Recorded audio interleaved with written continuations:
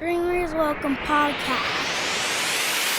Dreamers Welcome Podcast. We back in the building. Ladies and gentlemen, I appreciate y'all tuning in right now. I go by CEO PESO, blessed and highly favored like always.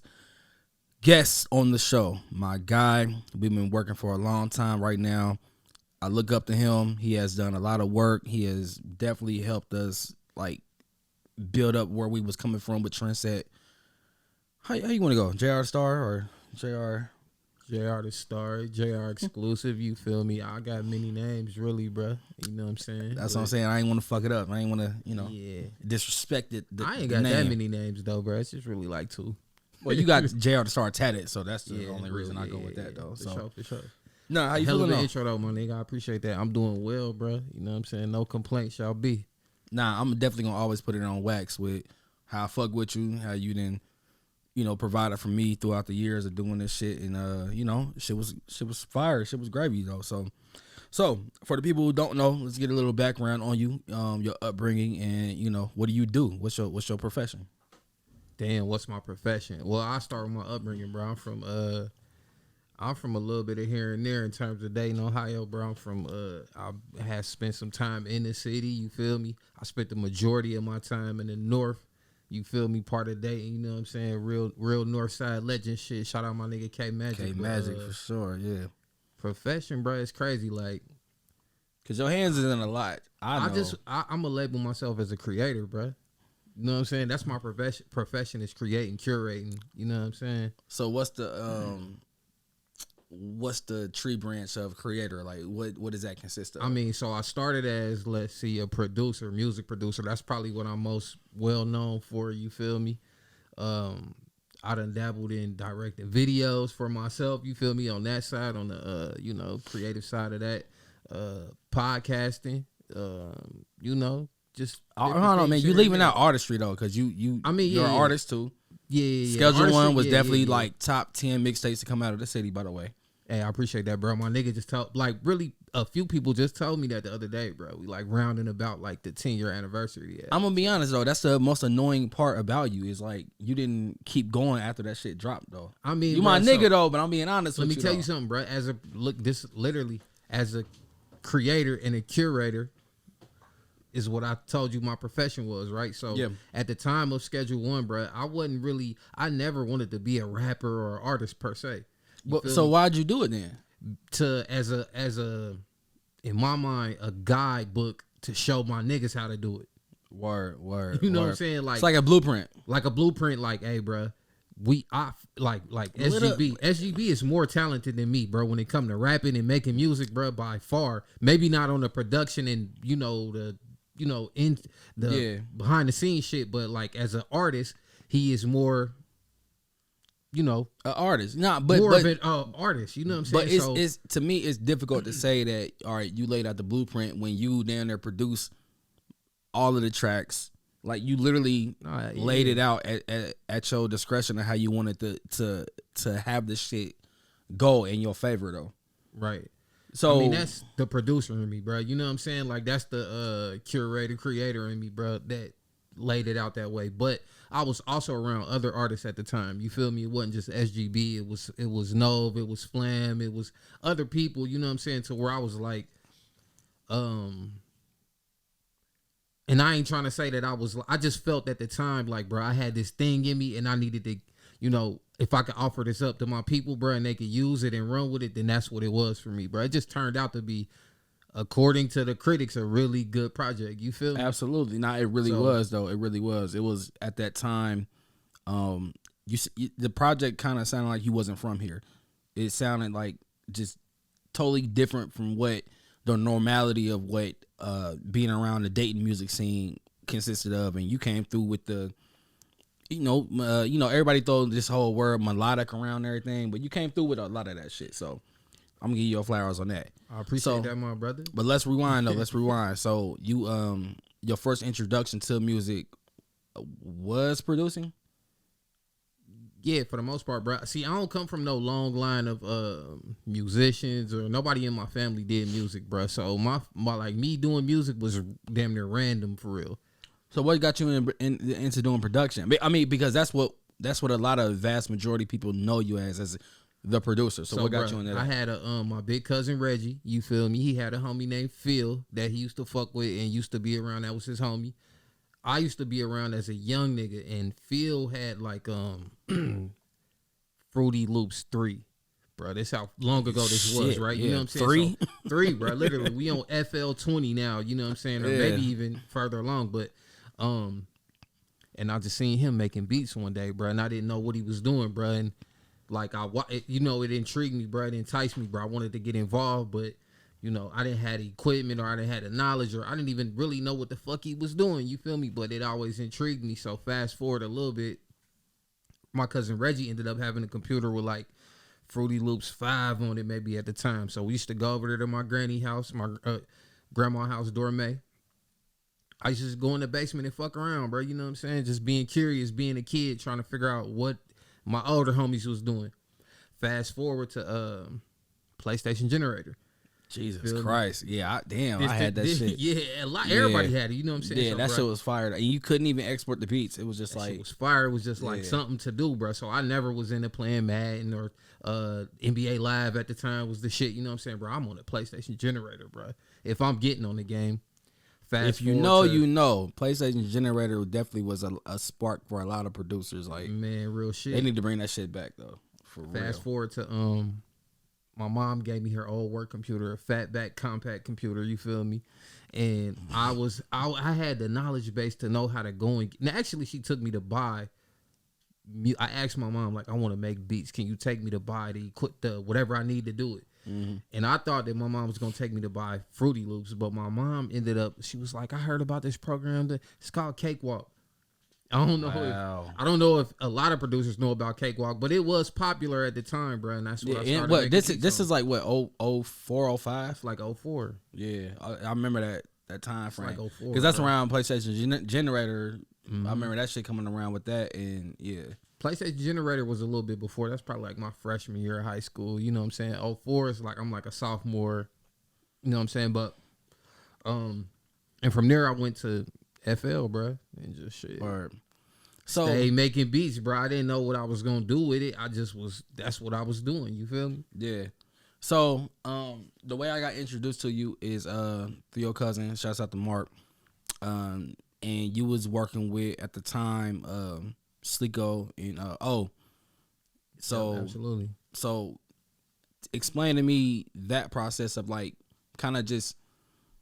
Your mind worked very creative of like what I see from the outside looking in. So you took on this duo and you started producing for them. Like, well, we really was a trio, bro, to be honest. So okay, because I was about to say that you was spitting too. Well, I mean, bro, you know, you was on the back end and the point, but so me and I went to school with Oreo. You know what I'm saying? We went to high school together, bro. Right. You know what I'm saying? And me, like how you were saying, like. With my album Schedule 1, bro, was different from the city, bro. I always been a different type of dude, bro. I always kind of marched to the beat of my own drum. You see what I'm saying? So I was in this shit like Bape and just like real nuanced, like niche shit. You feel me? Yeah. Since I was a young nigga. Yeah, you always stood out though. And was the same way, bro. Now he was a little different with it, bro. He got a different look about him and all of that, bro. But he used to come to school, bro. We was rocking fake Bape at the time, you know what I'm saying? But we couldn't afford no real shit, bro. But I respected it, like him even knowing about this. So, like, I just used to think his fits was hard, you feel me? Then we ended up getting cool and whatever. He introduced me to Slicko because they was cool at the time. That was, I don't know how the fuck they met, but I always thought them niggas was family until I figured out it wasn't. Yeah, that's how they always played it. That was their little game they ran with the bitches, the 2-man weave. You know what I'm saying? But Young and the Restless. Yeah, type shit. Nah, we gonna keep it going though. Deep dark link right there, my nigga. Nah, facts. So now he introduced me to Rico. You feel me? Mm-hmm. We used to be on the phone, just chopping it up, bro. Fucking rapping bars back and forth to each other. I used to be telling him like, bro, I make beats, bro. I got beats, but I never really had nothing tangible at the time, and then it progressed to that, and shit, that's just how we was rocking, bro. Then we had an OG Ron Dub. You put us on game. New window. Honestly, bro, Ron Dub put me on so much game. Another like individual that, I mean, if it wasn't for him, bro, you know what I'm saying, bro, a lot of shit would not have happened the way it happened. You feel me? Yeah. And I met Ron through you, and Ron definitely you know, with the crack versions and everything, and all of Crazy the because kits I and thought I shit. met him through you, bro. I don't know I don't know. Who I don't know. met That who, bro. it was I met so him through quick. you, bro. Not okay. So I think I met him through my nigga Sax Tone. Shouts out to you, Tone. But I think he put me on game with it because Sax was coming through helping us with it. So yeah, maybe I did introduce you to him, bro. over in the Trotwood spot, right? Trotwood spot. Yeah, when he stayed right there behind the what's the name? Salem B. Yeah, Consumer Square. Yep. I was coming through Wow. Granny Garage, I came one time, bro, with like 30 beats. And niggas slayed that shit. Like, you definitely had set the tone. You spoiled us in a sense with Trendset because, like, niggas was downloading, like, before even people knew what instrumental was. Like, we was on that wave of that shit, and then you came through blessing us. Beats. Yeah, bro, and it was crazy because I'm listening to shit like, bro, he couldn't have made this. Yeah, I know, bro. You was like, that was your first sentiment, like, bro. You told me after I left, but when I was there, niggas was fucking with me, rocking with me, and you ended up telling me, like, bro, at first I thought you was capping, bro. Like, I was like, cause you know, the crazy thing is like just being you was ahead of the game early, far as even with the fashion, even with your mind state of you know, how you maneuver, how you move and groove. But when the beats came along with it, it just was like, fuck, bro, this shit is so damn near perfect. It's hard to believe that you came up with this by yourself.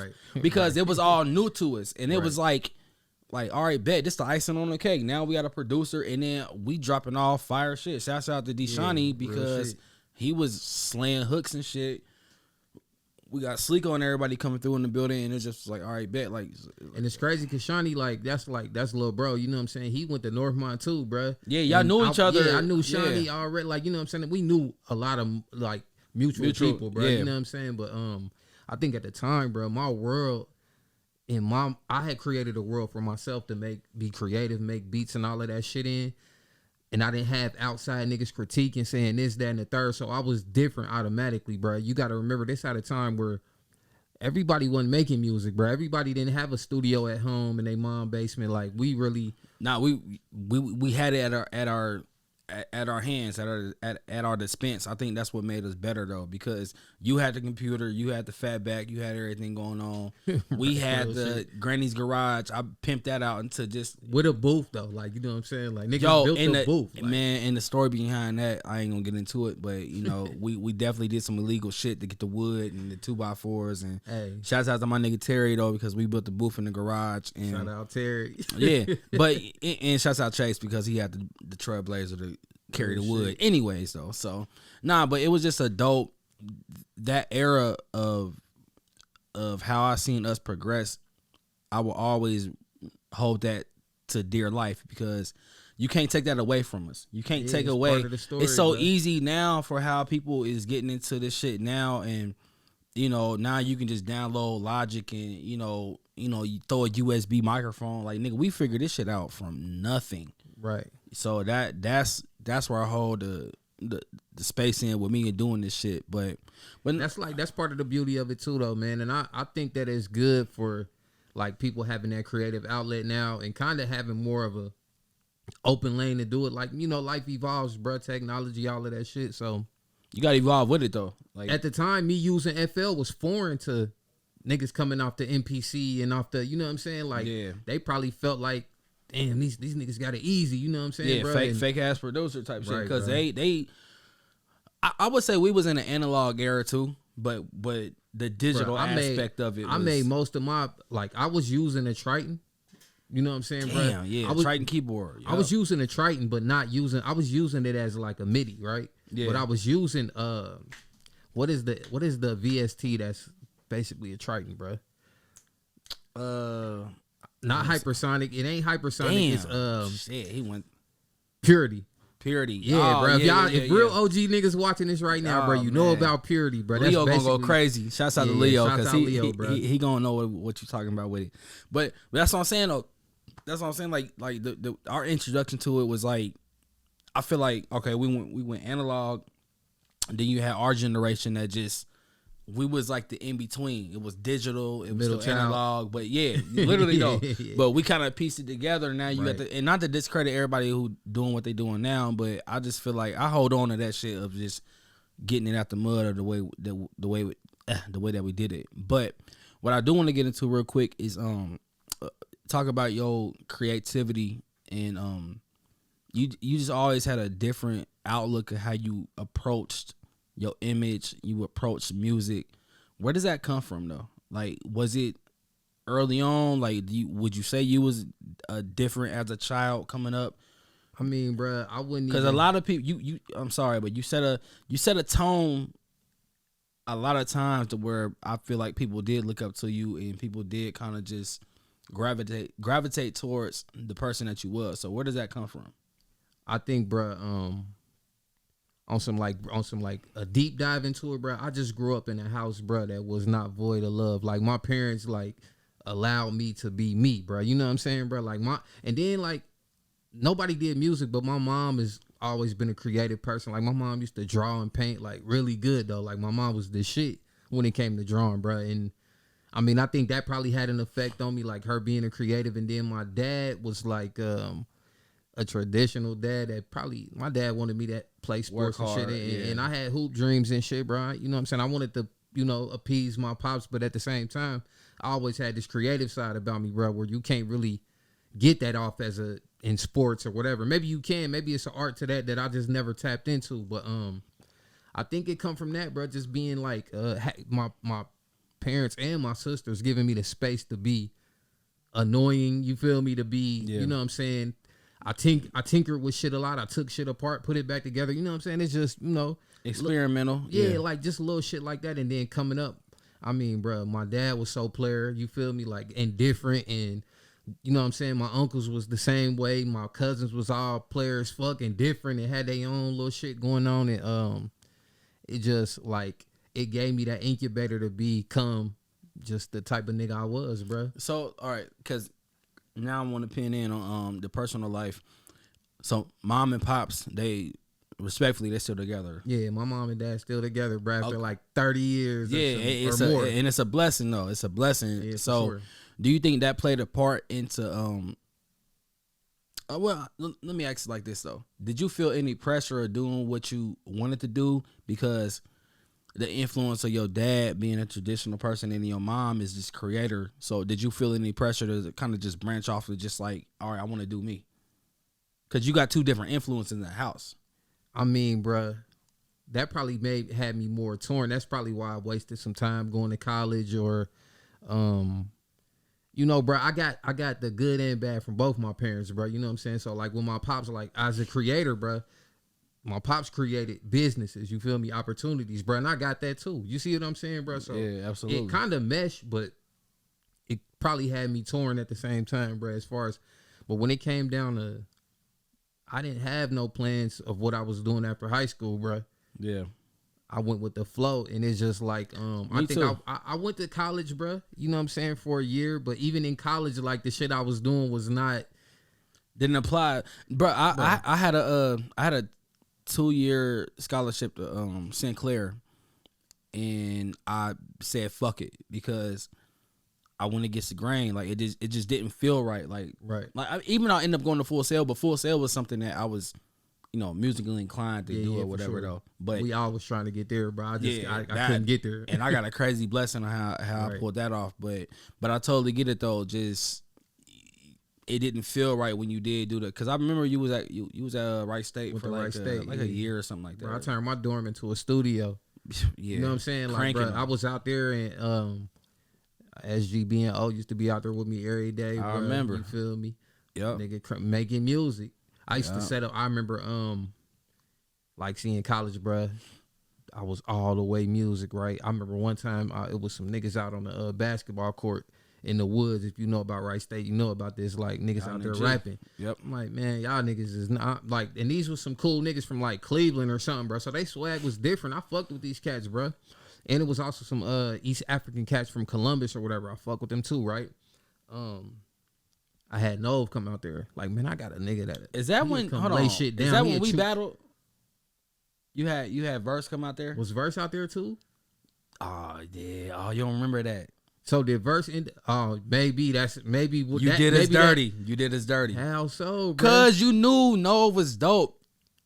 I mean, bro, no, I mean, so look, I mean, Nove was different, bro. That's one of Nove is the first person like that I seen literally in person physically that was like, oh, he know how to freestyle in a real way, like he can pick up on some shit and make it fluent. He one of the first niggas I seen with a real CD, with a real album cover, the Animal House cover, like, bro. Yeah, Animal House is crazy. That was crazy. But he's a different, like, Nove is one of those different type of individuals, bro, that I was drawn to automatically, bro, like on a different, you feel me? Like, just absolutely, you know what I'm saying? Abstract with it, crazy flow, smart as fuck, you know what I'm saying? Not super like fucking smart.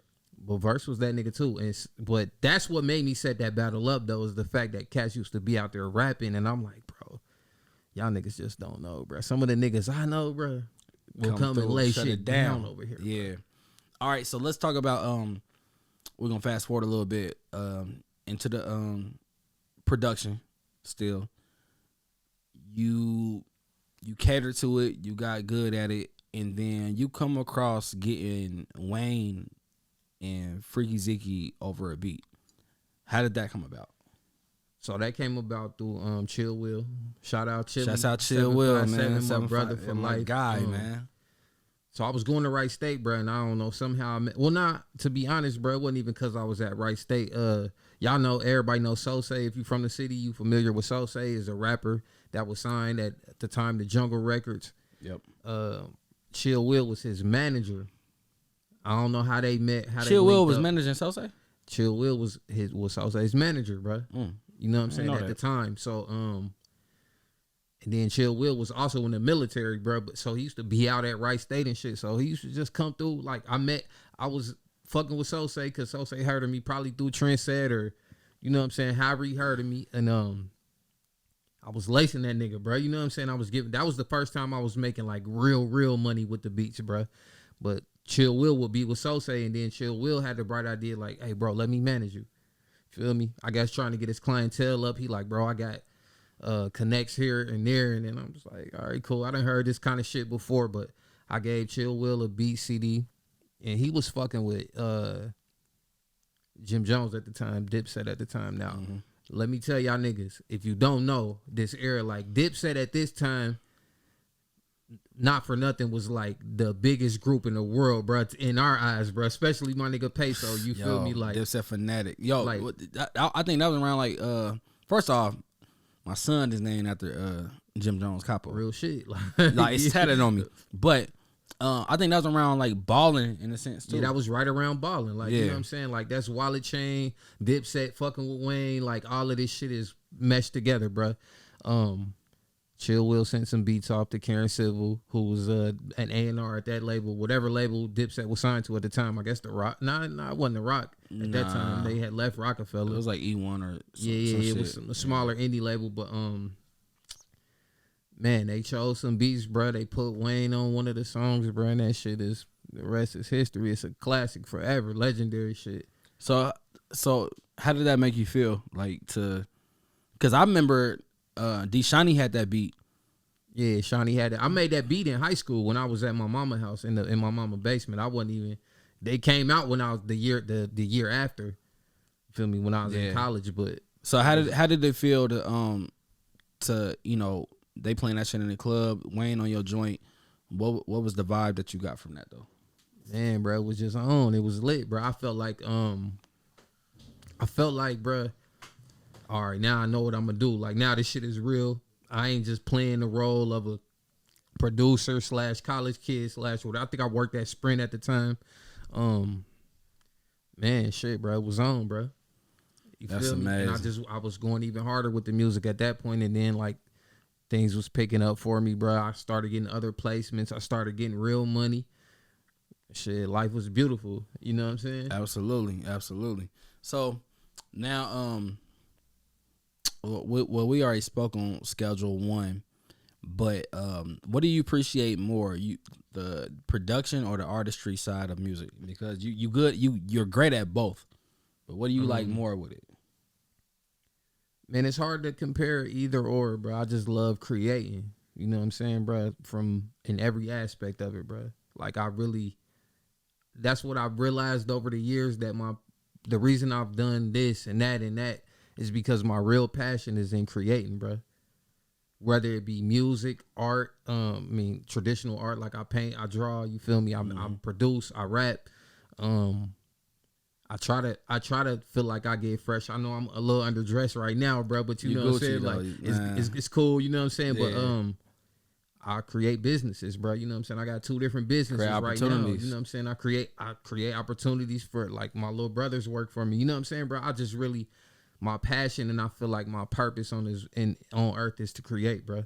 Absolutely. And that's what keep me like, so I can't pick, production or rapping or just whatever. The creator period is it though. Yeah, I'm JR the creator, man. JR the creator. Yeah, we're gonna tag that out. All right. Damn, yeah. We covered a lot of ground. Definitely it's not gonna be the last podcast though, because I definitely want to have you reoccurring on here. So let's just, what do you got going on? What's coming up forward? Like, what do you want to like put out there for the people to hear right now? Yeah, for sure. So my network, the Playbook Network, bro, we started with the Playbook podcast, which will come back for season 2.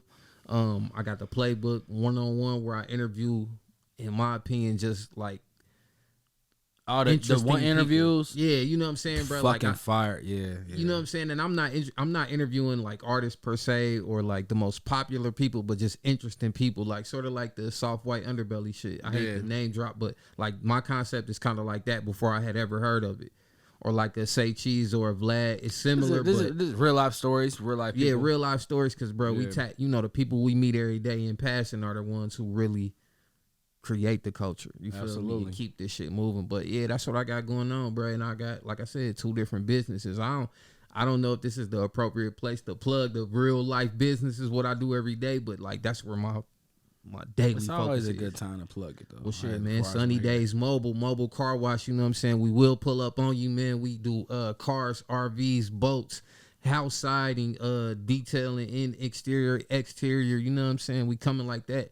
And I got a logistics company, man. If you need something moved or, just tap in with me. The enterprise, man. Yeah, this real life enterprising, bro. And right now we in the Moves Media Studio, which I shout out to Moves as a company and everything. I had a hand in creating this as well, bro. And I feel like I just feel good about where they took it to after, you know what I'm saying? You know what I mean? Like it's lit here, it's legendary, bro. Nah, we because I'm a part of it too. We creating a new golden era for the city though. Yeah, it's a go-to. It's something that everybody fuck with, and then your helping hand in it. Because I remember how it all came about. Like, it's dope, bro. We creating something though. So yeah. Nah, but I appreciate you. Like I said, it's not the last pod. We got a lot more stories that y'all niggas need to tune into, and we're gonna talk about it because we got something to promote to y'all. And the best way of information is through just good conversation. Yeah, absolutely, man. And that's what I want to do with it. So I appreciate you, my G. I'm pulling up anytime, bro. I appreciate you for sure. Absolutely, man. So look, Dreamers Welcome Podcast. Keep on dreaming. We out this bitch. Yeah. Dreamers Welcome Podcast.